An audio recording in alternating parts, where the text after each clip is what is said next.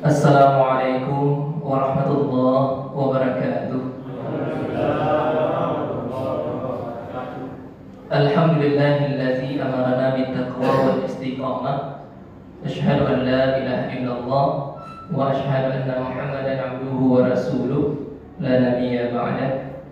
Allahumma salli wa sallim wa barik ala sayyidina Muhammad wa ala alihi wa sahbihi ajma'in, amma ba'd. فيا عباد الله اتقوا الله حق تقاته ولا تموتن إلا وأنتم مسلمون. وقال الله تعالى في القرآن الكريم بسم الله الرحمن الرحيم يا أيها الذين آمنوا كتب عليكم الصيام كما كتب على الذين من قبلكم لعلكم تتقون. وقال النبي صلى الله عليه وسلم لا صلاة لمن في جار المسجد إلا في المسجid. Sadaqallahul azim wa sadaqa rasulul karim. Amin ya rabbal alamin. Alhamdulillah rabbil alamin. Wa langkah yang pertama, mari kita sama-sama panjatkan puji dan syukur kehadirat Allah Subhanahu wa taala yang telah memberikan berbagai macam curahan rahmat dan nikmat. Alhamdulillah kita pada hari ini semuanya telah tuntas dan sempurna melaksanakan ibadah puasa Ramadan pada hari yang pertama dengan sempurna. Mudah-mudahan Allah juga memberikan kita kekuatan pada malam hari yang berbahagia ini, yakni di malam kedua Ramadan, kita bisa melaksanakan salat tarawih dan witir, dan kemudian di esok harinya juga bisa melaksanakan ibadah salat puasa dengan sempurna. Amin ya rabbal alamin.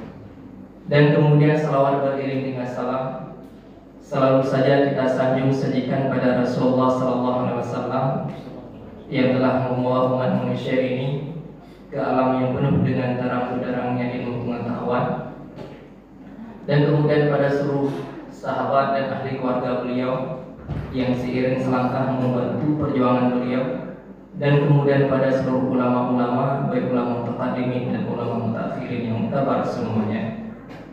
Dan kemudian kata-kata taklimat dan keikraman kami kepada ketua komplek, dan kemudian kepada imam musalla, dan pada seluruh tokoh-tokoh masyarakat jadi pandai, dan yang saya banggakan para jamaah yang sedang berhadir di musala kita yang berbahagia ini, dan kepada seluruh adik-adik yang mungkin ada di luar.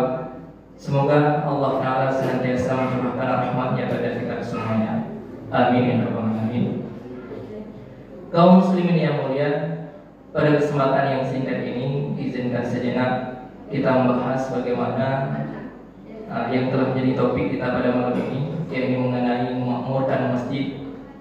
Sebagaimana yang Nabi sallallahu alaihi wasallam sampaikan dalam sebuah hadis, la salata li jaril masjid, tidak sempurna salat bagi seseorang yang tinggal ataupun bertetangga dengan masjid, illa fi masjid, kecuali dia salat di dalam masjid tersebut. Sehingga kaum muslimin yang mulia, betapa pentingnya kita senantiasa hati kita bagaimana supaya terikat dengan masjid. Sampai-sampai Nabi mengatakan demikian, tidak sempurna salat seseorang yang berada di dekat masjid kecuali ia salat di dalam masjid itu sendiri. La salata bermakna tidak sempurna, bukan bermakna tidak sahnya salat. Dan apalagi dalam hadis yang lain Nabi sallallahu alaihi wasallam juga mengatakan bahwa keutamaan salat sendiri, keutamaan salat berjamaah dibandingkan salat sendiri itu bagaikan 27 derajat. Ada yang Nabi SAW katakan dalam hadis yang lain 25 derajat. Tapi yang masyhur kita ketahui 27 derajat bandingan banyaknya pahala salat berjamaah yang kita laksanakan di masjid ataupun di musala ketimbang kita salat sendiri di rumah. Dan kemudian Nabi juga pernah mengatakan dalam sebuah hadis, likulli syai'in syatrah, bagi tiap-tiap sesuatu ada tandanya, dan tanda iman adalah dengan salat.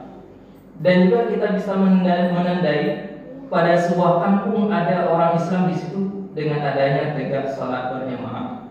Sehingga jika pada sebuah tempat tidak ada orang yang melaksanakan salat berjamaah, orang tidak akan tahu bahwa di situ ada orang Islam. Sehingga dengan tegaknya jamaah pada sebuah tempat, maka akan menjadi masyhurlah bahwa pada tempat tersebut adanya kaum muslimin, adanya umat Islam.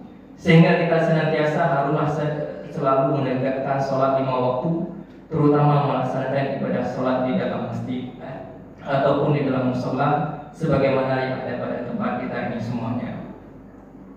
Masyaallah muslimin, sudah sering kita dengarkan ayatnya sebagaimana saya bacakan tadi di awal. Allah Ta'ala mengatakan dalam Al-Quran, wahai orang-orang beriman, telah diwajibkan bagi kamu berpuasa sebagaimana diwajibkan bagi umat-umat sebelummu, la'allakum tattaqun. Pada akhirnya Allah mengatakan la'allakum tattaqun.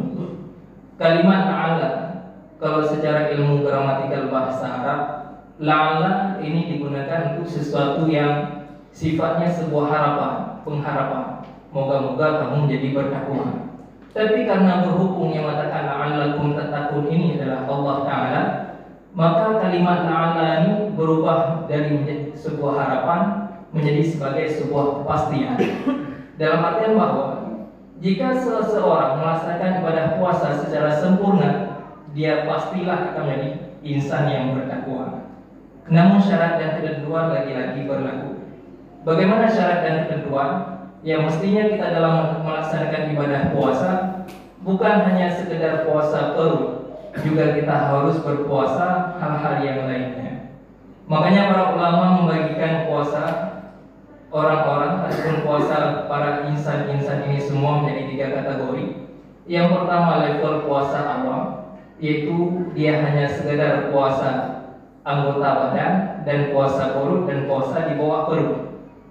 Itu puasa level awam.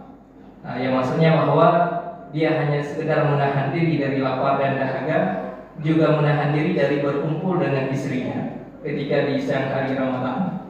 Nah, sementara untuk hal-hal yang lain, dia tetap berbicara, membicarakan orang, dia tetap mengumpat, dia tetap berbohong dan lain-lain sebagainya.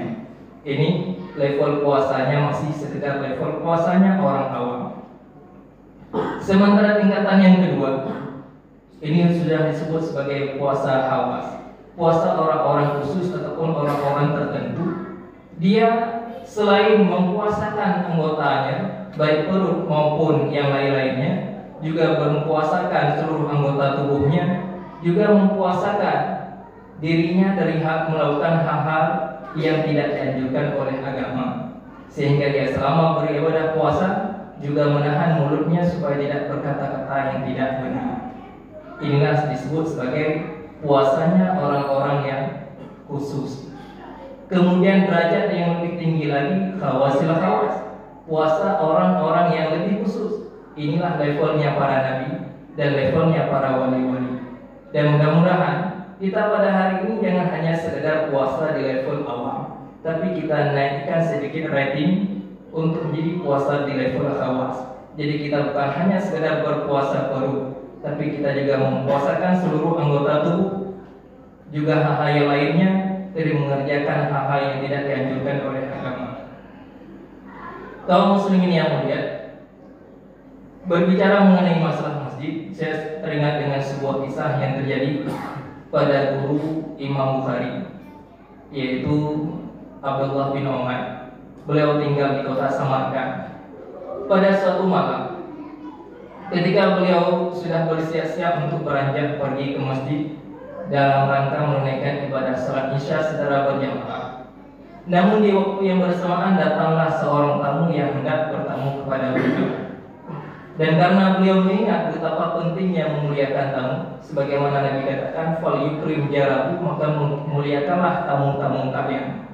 Sehingga beliau menunda sejenak keinginan untuk datang ke masjid, namun beliau memuliakan tamunya.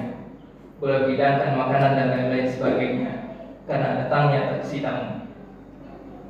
Rupa-rupanya setelah si tamu ini selesai urusannya dengan beliau, dan si tamu pun juga sudah keluar dari rumah sang gurunya Imam Bukhari tersebut, lalu sang guru ini keluar hendak melaksanakan salat Isya secara berjamaah. Namun karena begitu lamanya beliau berdua duduk di rumah, rupa-rupanya seluruh masjid tidak ada satupun lagi yang melaksanakan salat Isya berjamaah. Karena semua masjid yang ada di kota Samarkand telah selesai dari tadi melaksanakan salat berjamaah. Akhirnya pada malam itu, sang guru ini kembali lagi ke rumahnya. Lalu beliau melaksanakan salat Isya pada malam tersebut sebanyak 27 kali. Karena beliau ingat bahwa salat berjamaah dibandingkan salat sendiri lebih pahalanya 27 derajat. Akhirnya pada malam itu beliau melaksanakan salat Isya sebanyak 27 kali. 27 kali dikali 4 rakaat berarti ada 100 rakaat lebih. Sementara kita tarawih hanya 20 rakaat saja. 108 rakaat bagi semuanya.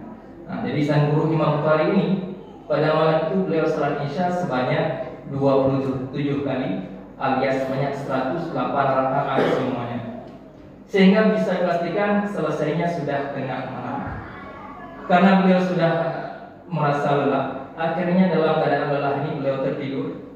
Dan dalam tertidurnya beliau bermimpi. Beliau sedang menunggangi sebuah kuda, seekor kuda, dan kuda tersebut berlari dengan kencang. Namun lambat laun dari kejauhan terdengarlah serombongan orang yang juga berkuda. Namun lama-lama rombongan yang berkuda ini semakin mendekati dengan beliau. Ketika telah saling berpas-pasan, salah seorang penunggang kuda yang paling belakang mengatakan pada guru Imam Bukhari ini, "Wahai Syekh, pada malam ini kudamu tak akan mampu mengejar kuda kami. Biarpun dirimu pada malam ini mengerjakan salat Isya 27 kali, namun tidak sebanding dengan salat Isya yang kami kerjakan yang hanya sekali. Karena kenapa? Kami tadi melaksanakannya secara berjamaah. Sementara dirimu biarpun sebanyak 27 kali engkau kerjakan, itu engkau laksanakan secara sendiri." Sehingga akhirnya terbangunlah beliau. Dan dari situlah beliau semakin yakin dan semakin sadar betapa pentingnya melaksanakan ibadah sholat secara berjamaah. Sehingga pesan penting bagi kita semua, semoga kejadian yang terjadi pada gurunya Imam Bukhari ini menjadi inspirasi bagi kita supaya semakin terikat hati dengan masjid ataupun musala untuk senantiasa selalu melaksanakan ibadah sholat secara berjamaah. Sehingga Nabi pernah mengatakan, seandainya umatku mengetahui apa yang ada pada sholat berjamaah, sungguh mereka akan berjalan sambil merangkak segala pun untuk datang ke masjid, karena begitu besarnya pahala melaksanakan ibadah sholat di masjid secara berjamaah.